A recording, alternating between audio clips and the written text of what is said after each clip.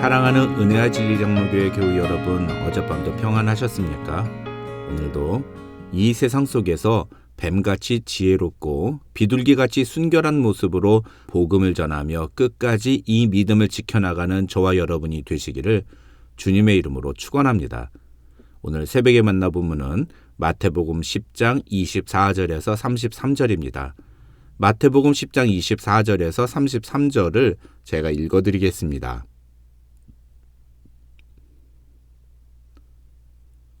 제자가 그 선생보다 또는 종이 그 상전보다 높지 못하나니 제자가 그 선생 같고 종이 그 상전 같으면 조카도다. 집주인을 바알세불이라 하였거든 하물며 그 집 사람들이랴. 그런즉 그들을 두려워하지 말라. 감추인 것이 드러나지 않을 것이 없고 숨은 것이 알려지지 않을 것이 없느니라. 내가 너희에게 어두운 데서 이르는 것을 광명한 데서 말하며 너희가 귓속말로 듣는 것을 집 위에서 전파하라. 몸은 죽여도 영혼은 능히 죽이지 못하는 자들을 두려워하지 말고 오직 몸과 영혼을 능히 지옥에 멸하실 수 있는 이를 두려워하라. 참새 2마리가 한 아사리온에 팔리지 않느냐. 그러나 너희 아버지께서 허락하지 아니하시면 그 하나도 땅에 떨어지지 아니하리라.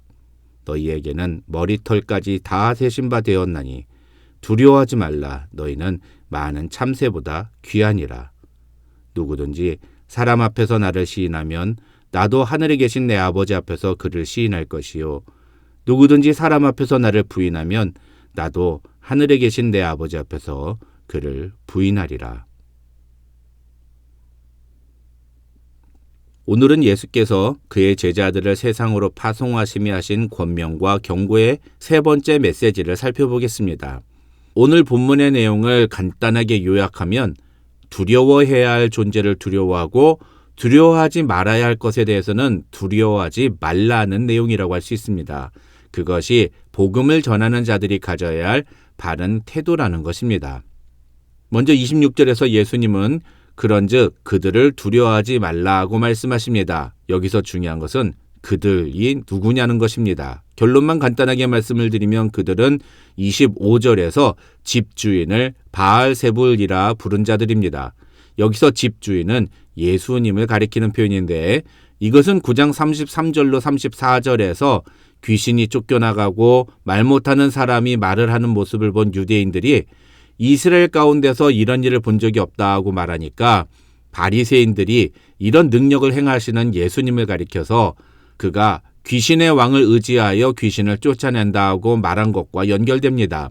그런데 여기서는 바알세불이라는 표현이 나오지 않는데 마태복음 12장 24절을 보면 바리새인들이 또 한 번 이 9장 33절과 똑같은 말을 하면서 이가 귀신의 왕 바알세불을 힘입지 않고는 귀신을 쫓아내지 못하느니라고 말하는 것을 볼 수 있습니다. 학자들은 당시 유대인들 사이에서는 귀신의 왕이라는 표현은 곧 바알세불을 의미하는 것이기 때문에 예수님도 그런 의미에서 바알세불이라는 단어를 사용하신 것이라고 설명합니다. 다시 말해서 이 24절과 25절은 너희가 복음을 전하는 것을 핍박하고 방해할 그 유대 종교 지도자들이 너희보다 나를 더 공격하고 핍박하지 않았느냐. 심지어 나한테는 바알세불이라는 표현까지 쓰면서 내가 복음 전하는 것을 비난하고 방해했다면 너희한테는 어떻게 할지 뻔하지 않느냐고 말씀하시는 의미라는 것입니다. 그래서 예수님은 26절에서 그렇게 너희가 복음을 전한다는 이유로 너희를 공격하고 핍박하고 비난하는 자들을 두려워하지 말라고 말씀하시면서 감추인 것이 드러나지 않을 것이 없고 숨은 것이 알려지지 않을 것이 없느니라는 말씀을 덧붙이십니다. 이 말씀의 의미는 너희가 전하는 복음이 얼마나 귀한 것인지 저들이 지금은 알지 못하고 너희를 핍박하겠지만 언젠가는 그들에게도 너희가 전하는 그 복음의 의미를 깨달을 날이 올 것이라는 뜻입니다. 그러니까 지금 복음을 전하는 것 때문에 핍박을 받더라도 그것을 두려워하지 말고 오히려 너희 때문에 저들이 복음을 깨닫게 될 것이라는 것을 기대하면서 당당하게 복음을 전하라고 말씀하고 계시는 것입니다. 27절에서 말씀하시는 내가 너희에게 어두운 데서 이르는 것을 광명한 데서 말하며 너희가 귓속말로 듣는 것을 집 위에서 전파하라 하는 말씀은 그렇게 복음을 전파하는 것을 비밀리에 남모르게 하지 말고 당당하게 하라는 말씀인 것입니다. 비록 예수님께서 12 제자들에게 복음을 말씀하실 때 그것은 마치 어두운 데서 말씀하시는 것, 그리고 귓속말로 하시는 것과 같이 선명하지 않았습니다. 왜냐하면 그것은 예수님이 십자가에서 죽으실 때 비로소 그 의미가 선명하게 드러나는 사건이기 때문입니다. 그래서 12 제자들은 예수님이 십자가에 달려 죽으시는 그 순간조차도 예수님이 자신들에게 하신 말씀의 의미가 무엇인지를 제대로 깨닫지 못했습니다. 그러다가 오순절 성령 강림을 통해 진리의 영이신 성령께서 제자들 안에 임재하셔서 그들에게 진리를 밝히 가르쳐 주셨을 때에 그들은 비로소 예수님이 하신 말씀의 의미가 무엇인지를 밝히 알게 되었고, 그때부터 그들은 어떠한 핍박과 고난이 오더라도 그것을 두려워하지 않고 당당하게 그리고 공개적으로 복음을 전하는 증거자들이 되었습니다. 오늘 본문은 바로 이런 제자들의 모습을 가지고 이해하면 쉽게 이해가 되는 내용이라고 할 수 있습니다. 이어서 예수님은 28절에서 몸은 죽여도 영혼은 능히 죽이지 못하는 자들을 두려워하지 말고 오히려 몸과 영혼을 능히 지옥에 멸하실 수 있는 이를 두려워하라고 말씀하십니다. 이것은 사단과 하나님의 능력을 비교하시면서 우리가 진짜로 두려워해야 하는 존재는 사단이 아니라 하나님이라는 사실을 말씀하고 있는 것입니다. 사단은 사람을 살리는 것 빼고는 모든 걸 다 할 수 있습니다. 심지어 사단은 악한 인간을 통해서 인간의 생명도 얼마든지 뺏을 수 있습니다. 그러나 예수님은 사단은 영혼은 죽이는 것을 할 수 없다고 말씀하시면서 하나님은 오히려 우리의 몸과 영혼을 모두 다 멸하실 수 있는 분이라고 말씀하십니다. 그러므로 우리가 진짜로 두려워해야 하는 존재는 사단이 아니라 하나님인데, 이 말씀은 또 어떤 면에서 우리가 몸을 중요하게 여길 것인가 아니면 영혼을 중요하게 여길 것인가를 묻는 말씀이라고 이해할 수도 있습니다. 다시 말해서 우리가 우리의 육신의 안위만 중요하게 여긴다면 우리는 몸을 능히 죽일 수 있는 사단에 대해 두려움을 갖게 될 것입니다.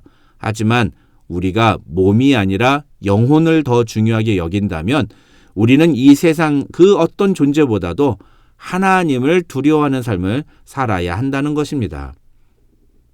그러면서 예수님은 29절로 31절에서 그렇게 하나님을 두려워하는 자는 하나님께서 그들을 귀하게 여기시며 보호하실 것이라는 위로의 말씀을 전해주십니다. 29절에서 예수님은 참새 2마리가 한 아사리온, 지금으로 따지면 약 5불 정도에 팔리는 그런 값어치 없는 존재들인데도 불구하고 하나님이 허락하지 않으면 그 중에 한 마리도 죽지 않는데 하물며 복음을 전하는 사명을 받은 자들을 하나님께서 보호하시고 지켜주시지 않겠느냐고 말씀하고 계십니다. 사랑하는 성도 여러분, 우리 아버지 하나님께서는 결코 우리를 자신의 목적을 이루는 도구로만 이용하시는 분이 아니라 우리를 지키시고 보호하시며 책임지시는 분이심을 믿으시기 바랍니다. 우리는 하나님이 그런 아버지이심을 믿을 때 이 세상에서 그 어떤 존재도 두려워하지 않고 오히려 담대하게 천국 복음을 전할 수 있습니다. 그런데 그런 하나님에 대한 믿음이 없으면 우리는 하나님이 아니라 세상을 두려워하게 됩니다. 31절에서 예수님은 두려워하지 말라, 너희는 많은 참새보다 귀하니라고 말씀하셨습니다. 이 31절에서 한글 성경은 헬라어 성경에는 들어가 있는 그러므로라는 접속사를 생략했습니다. 무슨 말이냐 하면 하나님은 우리를 귀하게 여기시며 우리를 책임지시고 보호하시는 우리의 아버지이시기 때문에 그러므로 우리는 세상을 두려워하지 말아야 한다는 말씀입니다. 예수님은 32절과 33절에서 세상을 두려워하지 않고 하나님을 두려워하는 사람은 모든 사람들 앞에서 예수님을 자신의 구주라고 시인하지만 하나님을 두려워하기보다 세상을 두려워하는 사람은 사람들 앞에서 예수님을 자신의 구주라고 시인하지 못한다는 사실에 대해서 말씀하십니다. 그들은 철저히 현실적인 선택에 따라 예수님이 아닌 다른 것을 선택하는데 예수님은 그것을 나를 부인한다고 표현하십니다.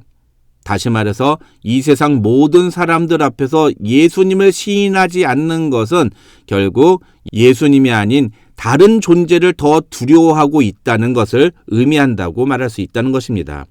중요한 것은 우리가 예수님에 대해 보여주는 그 태도에 따라 예수님도 하늘에 계신 우리 아버지 하나님 앞에서 우리에 대한 태도를 보여주실 것이라고 예수님은 말씀하신다는 것입니다. 이것은 우리가 예수님에 대해 보여주는 신앙의 자세가 곧 예수님과 우리와의 관계를 보여주는 것이라는 뜻입니다. 우리가 예수님을 많은 사람들 앞에서 나의 구주로 시인한다면 그것은 우리와 예수님과의 관계가 바로 세워져 있다는 뜻이며 그래서 예수님도 당연히 하나님 아버지 앞에서 우리를 시인하실 것입니다. 그러나 우리가 많은 사람들 앞에서 예수님을 부인한다면 그것은 예수님과 우리가 결코 바른 관계가 아님을 보여주는 증거라고 할 수 있습니다. 그렇다면 우리는 즉각적으로 떠오르는 한 사람이 있습니다. 바로 예수님을 3번이나 모른다고 부인했던 베드로입니다. 분명히 베드로는 예수님을 모른다고 3번이나 부인했습니다. 그렇다면 예수님은 베드로를 하나님 앞에서 부인하실까요? 아니면 시인하실까요? 분명 예수님이 잡히시던 날 밤만 놓고 보면 베드로는 예수님을 부인한 것이 맞습니다. 그러나 사도행전 4장을 보면 성령의 임재를 경험한 베드로는 자신을 신문하며 재판하는 대제사장들 앞에서 예수님을 시인합니다. 심지어 앞으로 다시는 예수의 이름으로 말하지도 말고 가르치지도 말라 하는 제사장들의 명령에 베드로는 하나님 앞에서 너희의 말을 듣는 것이 하나님의 말씀을 듣는 것보다 옳은가 판단하라고 대답합니다. 사도행전 4장에 나오는 베드로는 세상 그 어떤 것도 두려워하지 않고 오직 하나님을 두려워하며 예수님을 많은 사람들 앞에서 시인하는 참다운 예수의 제자의 모습인 것입니다. 사랑하는 성도 여러분, 저와 여러분도 마태복음 26장에서 예수님을 3번 모른다고 부인했던 베드로의 모습이 아니라 사도행전 4장에 나오는 베드로의 모습과 같이 언제 어떤 상황에서든지 예수님을 자신의 구주로 고백하며 시인하는 예수님의 제자들이 되시기를 주님의 이름으로 축원합니다. 우리가 두려워해야 할 존재는 이 세상의 권세를 잡은 자들이 아니라 바로 하나님 우리 아버지이십니다. 오늘 하루 우리를 귀하게 여기시며 우리를 돌보시는 하나님을 두려워함으로 예수 그리스도를 나의 구주로 고백하며 살아가는 저와 여러분이 되시기를 주님의 이름으로 축원합니다.